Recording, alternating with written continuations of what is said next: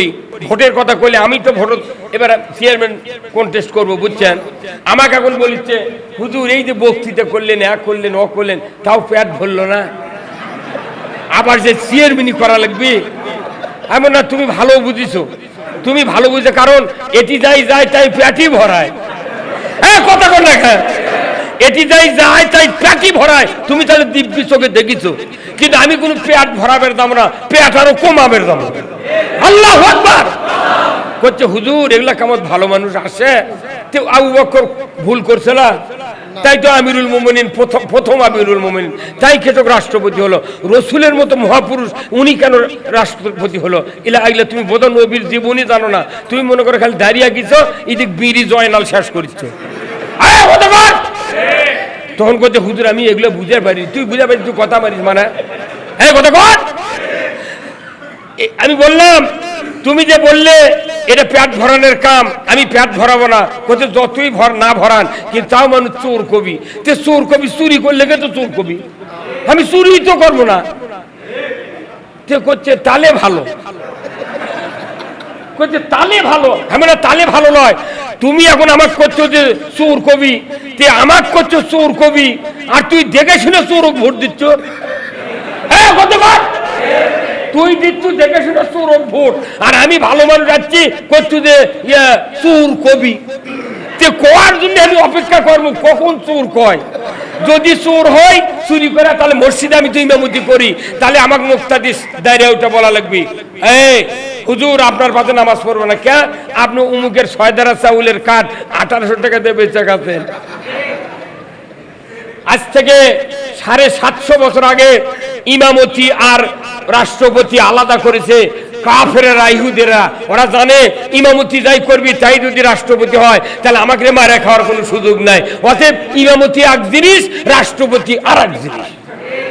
কথা কোনা পারে এটা বুঝানোর জন্য উমর ফারুকের সময়, উনি এত লম্বা সমা মানুষ, কিন্তু জুব্বার কাপড় ব্যথাও দা পাচ্ছে, উনিও তাই পাচ্ছেন। কিন্তু উমর ফারুকের ওই জুব্বার কাপড় দিয়া ইমামতি করে মসজিদে নববীর, জুব্বার ঝুল কম।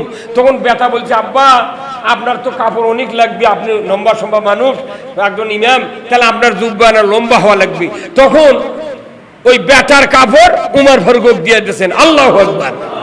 এখন ওই দুই কাপড় একখান করে জুব্বা বানাচ্ছে, কিন্তু যার ক্ষেত্রে গাও চুলকায়, এমনি ভালো মানুষ দেখলে কোনো কারু কারু কলজা চুলকায়, মিশাই চুলকায়, গাও চুলকায়। কথা কোনা পারে ওই চুলকানি একটা মসজিদের নয়বজ্জা বসে আছে। তখন ওই খুতবা লিয়ে উঠেছি উমর ফারুক রাদিয়াল্লাহু তাআলা আনহু, খুতবা দিবি, এর মধ্যে ওই লোকটা দাঁড়িয়ে করতে, ওই যুবক দাঁড়িয়ে করতে, হুজুর একটা প্রশ্ন কি, যে আমরা কাপড় পাচ্ছি, আমাদের কাপড় একই কাপড় সব ঝুল হচ্ছে, আপনারটা তো লম্বা হলো কেন? তখনই আচ্ছা বলছে উত্তর দিচ্ছি, এই বলছি তখন ওনার ছেলে লাভ দিয়ে উঠে বলেছে আমার আব্বা উত্তর দেবে না, আমি নিজে উত্তর দেবো। ধরে কর আল্লাহু আকবার। একজন অর্ধেকটা পৃথিবীর বাদশা মিম্বরে উঠে যখন এই প্রশ্ন করছে, উমর ফারুকের মুখের দিকে তাকে, ওর সাহস কি? তখন ওনার ছেলে বলছেন আব্বার এই কাপড় দিয়ে জুব্বা পুরো হবে না, এই জন্য আমার কাপড় ওনাকে দিয়ে দিছি। আব্বা ইমামতি করবে, একজন রাষ্ট্রপ্রধান, তার জুব্বা একটু বড় হওয়া লাগবে, এই জন্য আমার কাপড় আমার বাপকে দিয়ে দিছি। আচ্ছা, এই কথা যখন বললো, তখন ওই যে লোকটা লেপে উঠে বললো যে এত লম্বা কে, ওই যে চুলকালো তার কলজে, উমর ফারুক কার নামে মামলা দিছিল। হ্যাঁ, আজ ইনকে কথা এখন কইলে তাক থুবি গততে থসে। কথা কনা পারে, এর নাম হলো প্রেসিডেন্ট। উনি বলেছেন আলহামদুলিল্লাহ, আমি উমর যদি অন্যায় করি আমাকে বাধা দেওয়ার মতো একটাই যুবক এই মসজিদে আছে। ধরে কোন আল্লাহু আকবার। তা আলহামদুলিল্লাহ, এইবার বাংলাদেশে 2/3 এমপিদেরকে নিয়ে আমাদের এই গর্বের ছেলে মোহাম্মদ তারেক রহমান প্রধানমন্ত্রী হয়েছেন। আলহামদুলিল্লাহ, আমরা তারই পাশে আছি বিরোধী দল। আমরা মনে করব আমরা দুইজন মিলে এবার সরকার। কি কথা কন? আমরা খালি ওইরকম একটা শুধরে শুধরে দিচ্ছি, উনি কি মনে করে তোরা ওগুলো কবুকে, এই কথা কন না গা। তাহলে ওই এরশাদের মতো আর ওদের রৌশন এরশাদের মতো ওই খাবার দেওয়া কাকা লাগবে। কথা কন রে, ওটা ছিল গৃহপালিত বিরোধী দল। গৃহপালিত বিলে যদি দুধ ভাত দেন উই আর মাতৃর গেড়ে খাবি, তো ও অঙ্কে হবে না। আমরা চাচ্ছি তারেক রহমানকে আমরা প্রচেষ্টা করে 5 বছর বাংলাদেশ শাসন করাবো, ধরে করে আল্লাহু আকবার, যাতে এই দেশের মানুষ শান্তি পায়। আর মামলা হবে না, কোন জুলুম হবে না, মানুষ অশান্তিতে আর বাস করবে না, কথা ঠিক কিনা? এই মাহফিল যদি ওই দমনপুকুর মাদ্রাসা ময়দানে যদি হতো, কমপক্ষে 20,000 লোক হতো। এখানে বহু মানুষ আসেনি। আমাকে ফেসবুকে কমপক্ষে আমার কাছে 1,000 লোক ফোন করছে যে আপনি ওই সাদাপুর যাচ্ছেন, কি ব্যাপার, জায়গা কোনটি হবে? যত আলেম, ওই মেহেদী হাসান সিদ্দিকী, ওই সাদিক, ওই আব্দুল কাদের, ওই রব্বানি, ইউসুফ আলী আজহারি, তারপর আব্দুল সালাম যুক্তিবাদী, কত বক্তা। আর এই মিডিয়া বগুড়ার যত সভা হয়, আর একানা মিডিয়া দেখেছেন? আমরা কোনো লোক টাকাও দিই না, ওরা পাগল হয়ে ঘুরে আসে। আমরা বক্তৃতা করে যে সোয়াব না পাই, ওনারা প্রচার করে তার 4 গুণ সোয়াব পায়। শুনে খুশি হবেন, আমার বক্তৃতা আমি শোনারই টাইম পাই না, পড়ার চাপে। আমি সেদিন কালকে আমার বক্তৃতা নাম লেখা বার করছি মোবাইলে, তাছাড়া আমি দেখি না, লাইনই নেই আমার সাথে আমার বক্তৃতা। আমি 2টা বক্তৃতা বার করে দেখি, কোন যেন বিদেশি লোক নাকি আমার 2টা বক্তৃতা ইংলিশে ছাড়িছে। আমি ওটি চকিত সেজদা দিছি, আল্লাহ সর্বনাশ, খালি তুফান ছুটে দিচ্ছে। ওই দেখি যে 272 ভিউজ, কে লেখে যেত ভিউজ। তা আমি না বেড়ে সালাম কোনো কেবা এই 2 লেখে 72 লেখে, কে লেখে আবার ভিউজ হচ্ছে। চাষা এটা 2,72,000 ওই ভিউ হচ্ছে। ওটা ইংরেজি দিয়ে সারা বিশ্ব, ওই লোকের এতই বক্তৃতা পছন্দ হচ্ছে, ওই ইংরেজি দিয়ে ছেড়ে পুরো বিশ্ব দেখাচ্ছে। আল্লাহু আকবার। আপনাকে আজকের এই সাদাপুরের বক্তৃতা স্পেনে ভূমধ্য সাগরের তীরে 2,500 লোক দেখতেছে। আল্লাহু আকবার। গত পরশুদিন আমরা গিয়েছিলাম চলন বিলের সফরে, আপনারা দেখেছেন ফেসবুকে। চাঁপাইনবাবগঞ্জ থেকে আমার কাছে ফোন করে বলিচ্ছে, হুজুর বগুড়াত হলো কি? আমি কি হবি? বলছি এত আলিমক আপনারা এত একত্র করলেন কিভাবে? আমি কি তোমার সন্দেহ কি হিংসা হচ্ছে? করছে না, আলিম করে একত্র করা ওই রকম কষ্ট যেরকম বেতা ব্যাং দাড়ি দিয়ে মাপা কষ্ট। কথা কনে রে, কেউ আপনার যদি দাড়ি পাল্লা দিয়ে ব্যাং মাপের কই, এই ব্যাং তুমি সমান সমান করে মাপো, 4টে তুলতে 6টা লাভ দিয়ে দেবে। হ্যাঁ কথা কন।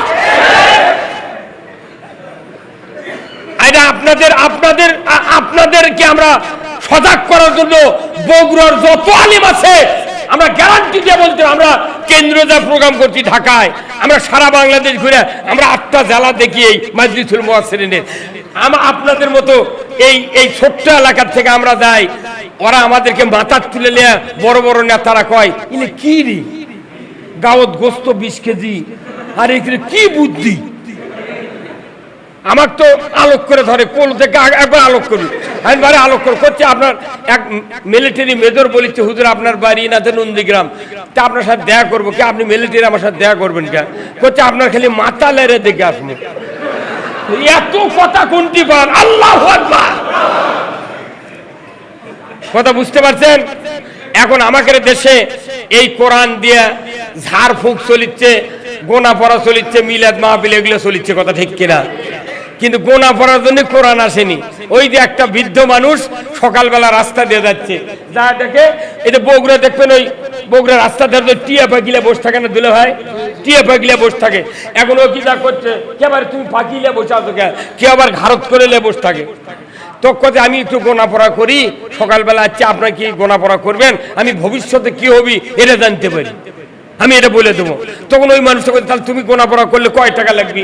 কোথায় বিসমিল্লাহ বউনির সময় 10 টাকা দিলেই হবে। বাপরে 10 টাকা দিয়ে আমার ভবিষ্যৎ গোনাপড়া করে ভালো তো। তখন কোথায় তুমি রেডি হও, আমি গোনাপড়া করে নেব, টাকা আমার পর্দা আছে, 10 টাকা দেবনি। এই রেডি হবার কয় ওই বুড়া মানুষ হাত টান করার কান ছাড়া চর মারছে, ঝাড়িয়া চর মারছে, কান দেখলে ধোঁয়া বার হয়ে গেছে। এখন ওই লাভ দেয়া করছে, হ্যাঁ আপনি আমাকে মারলেন কে? কোথায় মারবো না, তুমি আমার ভাগ্য ভবিষ্যৎ কি হবি এটা গোনাপড়া করার জন্য তুমি বসে আছো, যে তুমি সকালবেলা উঠে তোমার ভাগ্য গোনাপড়া করো নি কে? যে এই সময় আমার গালত চর মারবে একজন। কথা কয় আমার গালত চর মারবি তুমি গুনাহপরা না করে, আমার তুমি কি ভবিষ্যৎ জানবে? ভবিষ্যৎ জানে আল্লাহ করে করে আল্লাহ। ভবিষ্যৎ জানে কে? আল্লাহ। মানুষের ভেতরে একটা স্বভাবজাত চরিত্র আছে, মানুষ অতীতে যা দেখে যা করে এটা ভুলে যায়, ভবিষ্যতে কি আছে এটা কেউ জানে না। অতীত কোন আমরা ভুলে যাই, 1 বছর 2 বছর 6 মাস ভুলে যায় না, আমরা ভালোই ছিলাম। কি কথা কোন টাকা? এই জন্যে রসুল বললেন যে আমাকে তাড়াতাড়ি তাড়াহুড়ো করে দাফন করবেন না। কি করবেন? আপনারা রাষ্ট্রপতি বানাবেন আগে। আলহামদুলিল্লাহ। 1 নম্বর আমিরুল মুমিনিন কে হলেন? এই নাম কোন কে? আবু বকর সিদ্দিক রাদিয়াল্লাহু তাআলা আনহু। ওনাকে চেনেন আপনারা? হ্যাঁ, আহা হা, নামই চিনেন, ওনার জীবনী পুরো দেখেননি। আমরা বই পুস্তক পড়ে আবু বকর সিদ্দিক রাদিয়াল্লাহু তাআলা আনহুর জীবনী পড়তে আমার 1 সপ্তাহ লেগেছে, তাও পড়ে বুঝতে পারিনি ওনার জীবনের একটা অংশ। বলেন তো, যখন কাফেরেরা বাড়ি ঘেরাও করে এনেছে, রসুল হিজরত করে মদিনায় যাবেন, ওই সময় ওই ফাঁক দিয়া রসুলের বারান, এটা কি তুরমুরু কষ্ট? ধরলি কবি জব করো, এই কথা ঠিক কিনা? ওই যে কয় না ধর ধর ধর ধর, কথা কয় না কেরা, ধর ধর ধর ধর কয় না, এটা কি গাড়ির ধারা? এটা ধরে মারবি, কথা ঠিক কিনা? গেল কই? তখন আল্লাহ রসুল বললেন, হুজুর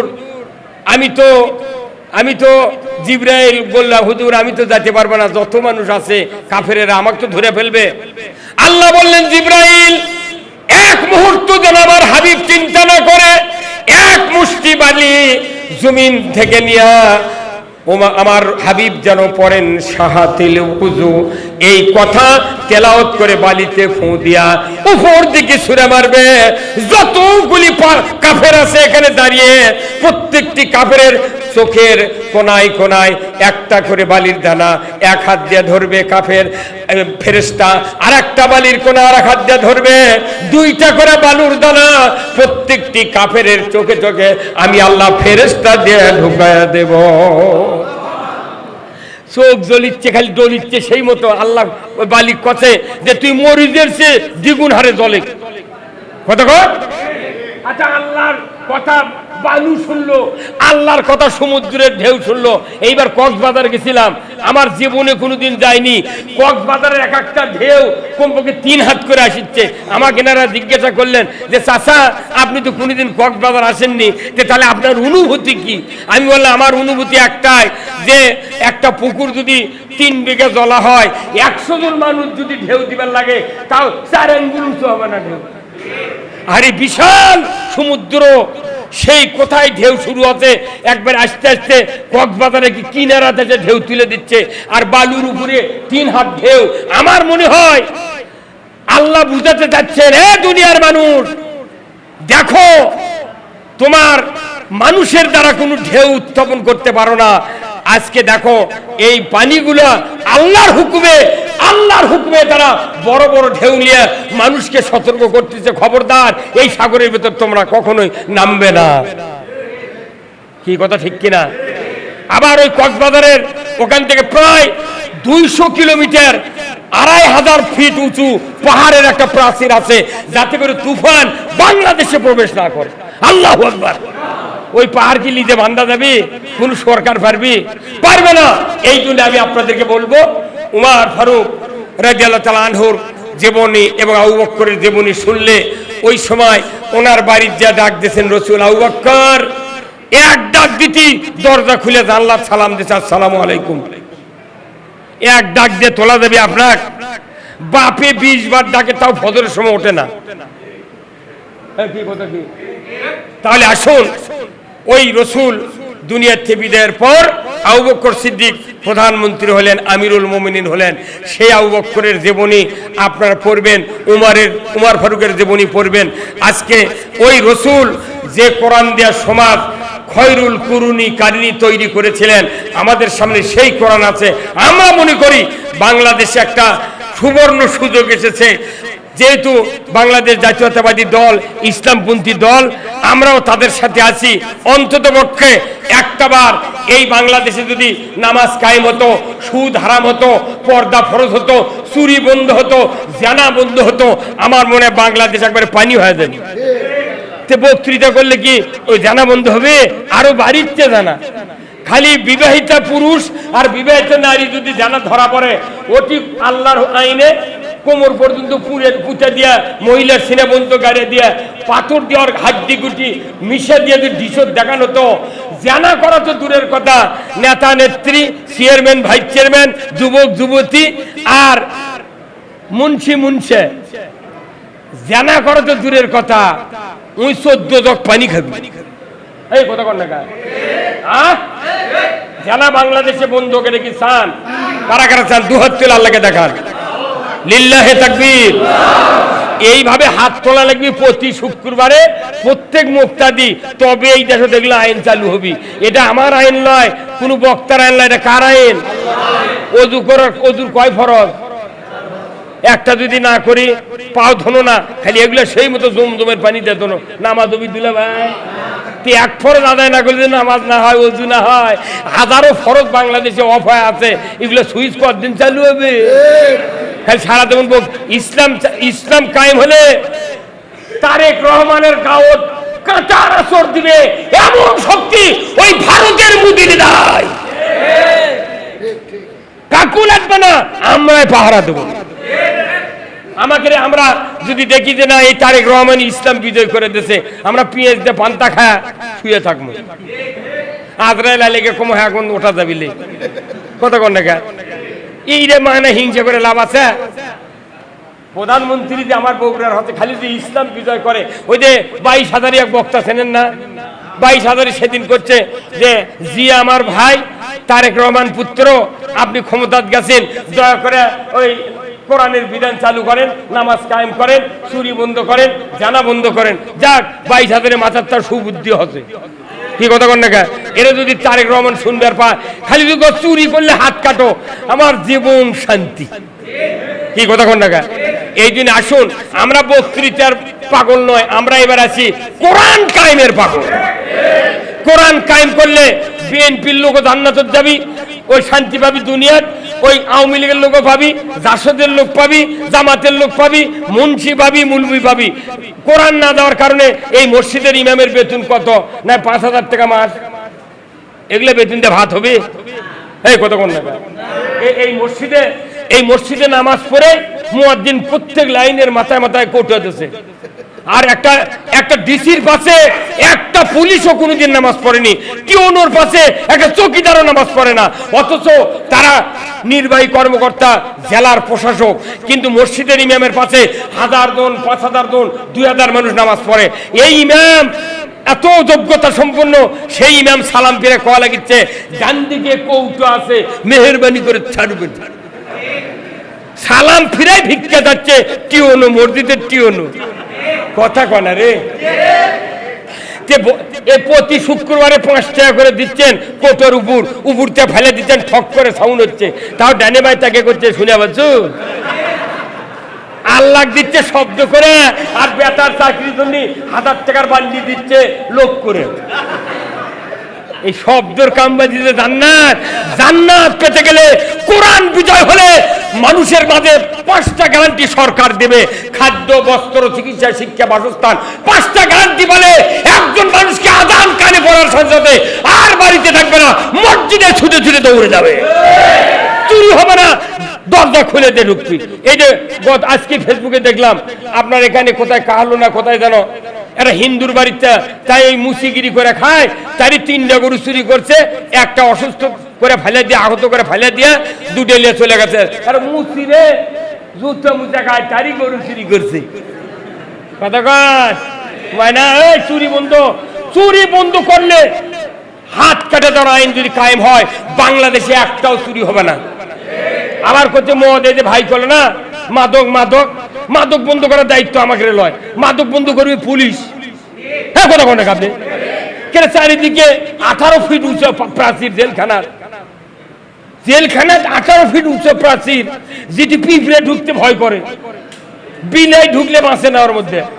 এ আমাকে দুঃখ দেখে কতক্ষণ তুই সেই জেলখানার মধ্যে গাঁজা কুমিন্দা যায় মানে হ্যাঁ পরের দিন করছে যে পায়খানা দিয়ে দাঁত দিয়ে বাড়াচ্ছে পুজোর গাঁজার পুরো দেশের জিডি থেকে গাঁজা আসে ওই পয়েন্টে অনেক লোক আছে না গাঁজা ধরা পড়লে 100টা বেত্রাঘাত যদি দেওয়া হয় ওই আব্বা আব্বা করে কত মহিলার পেটের ভেতর পিঠের ভেতর দিয়ে ফেন্সিডিলের বোতল গাঁজার ট্যাবলেট আবাবা না দাদা নাকি ইয়াবা দাদা আমাদের কাছে সবার নেতারা কয় ইয়া মাদক মুক্ত সমাজ কায়েম করবো। এই পুলিশ অফিসার আর্মিরা পারিচ্ছে না তুই মেম্বার হয় কি তোর মাথা ঠিক আছে তোর বউ কি তুই পাহারা দেবার পারবো না পাগলে লাল মদ গাঁদা বন্ধ করবে আইনে আর পুলিশ কড়া নিরাপত্তার পাঁচাত বারেনের চোটে ওই গাঁদা বেচা ভুলে নেবে কথা দেখ কিনা 5 মিনিট আমার স্বরাষ্ট্রমন্ত্রী কিন্তু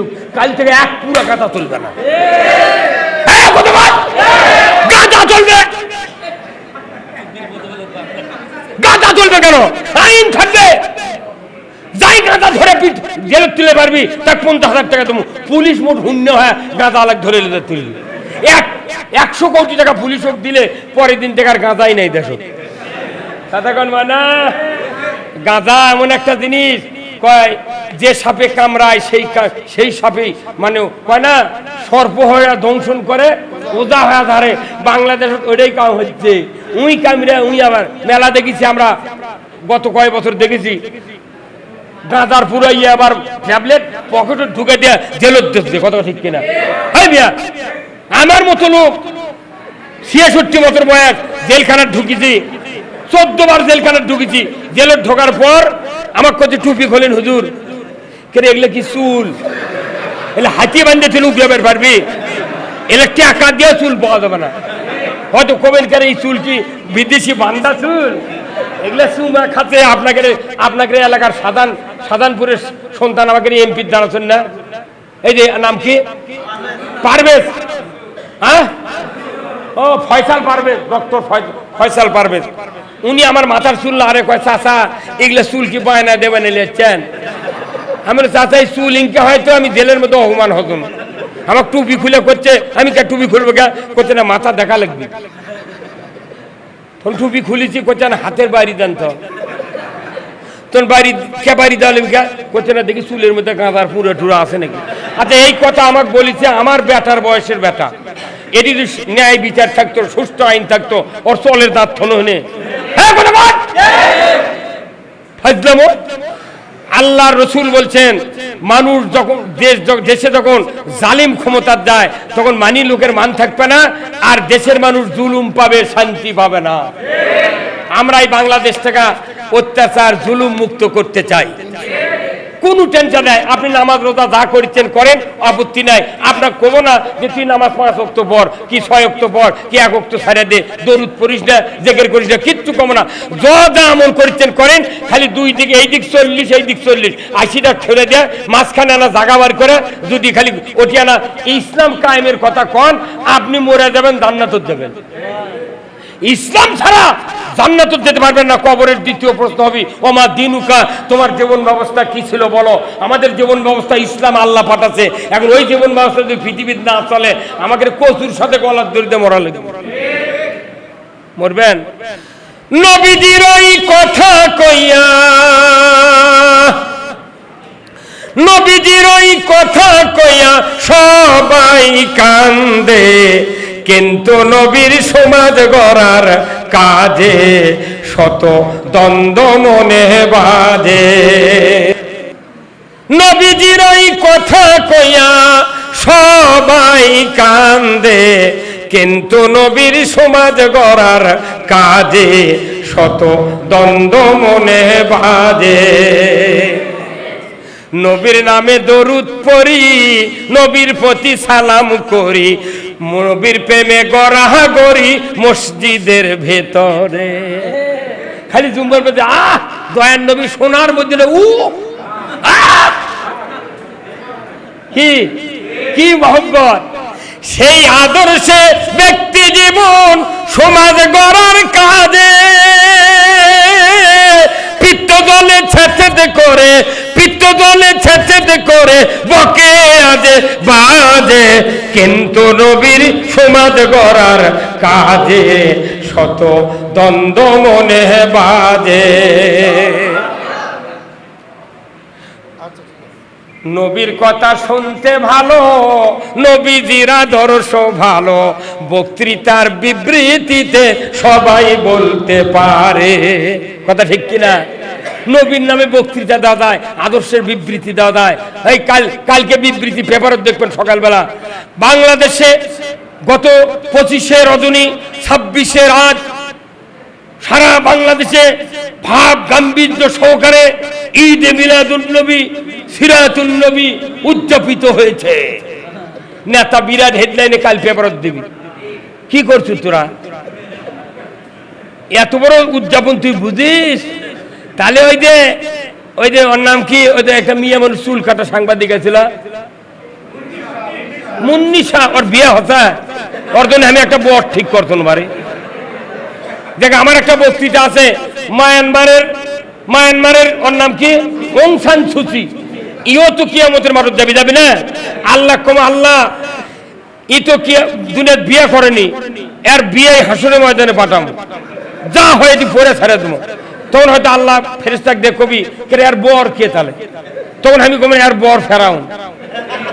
কি কথা কন না ফেরাউনকে আবার দেখিন কত বছর হলে মরে আছে। বাংলাদেশের মানুষের কি বুদ্ধি রে, এ আইডিয়া মরা মানুষ হাসাছে। এই ফেরাউন করছে, ডোনাল্ড ট্রাম্প করছে যে তোমার এই অবস্থা কেন হলো দাদা? তখন ফেরাউন বলেছে আমি মুসার সাথে লেগেছিলাম, খুব করে লেগেছিলাম, মুসার ইসলামকে আমি পৃথিবীতে প্রচার করতে বাধা দিয়েছিলাম, কিন্তু আমি দেখলাম মুসার লাঠির কাছে আমি পরাজিত হয়ে গেছি। ডোনাল্ড ট্রাম্প কত খবরদার, তুমি যদি বাঁচতে চাও মুসলমানের সাথে লাগো না, তোমাকে কোনো কুপাঘাত করবে। ফেরাউন কথা কথা কি বুদ্ধি নামিছে এখন রে, মাথায় নষ্ট। এই জন্য আমি আপনাদেরকে বললাম যে এই পৃথিবীতে ইসলামী জীবন ব্যবস্থা দ্বারা যদি কেউ কবরে যায়, এই মানুষটার দুর্গতি হবি, ভোগান্তি হবি, এর কোনো আবাদত আল্লাহ কবুল করবে না। এই জন্য আমাকে সব বাদ দিয়ে দল মত নির্বিশেষে একটাবার ইসলাম বিজয় করে 5 বছর দেখে তারপরে যা হয় হবি। কথা ঠিক কিনা? তখন আমরা বাংলাদেশ সব এক দল হয়ে যাবো। কথা ঠিক কিনা? আসুন আল্লাহ তাআলা আমাদের সকলকে দ্বীনের জন্য কবুল করুক, বলুন আমিন। একটু দাঁড়ান। ইয়া নবী সালাম।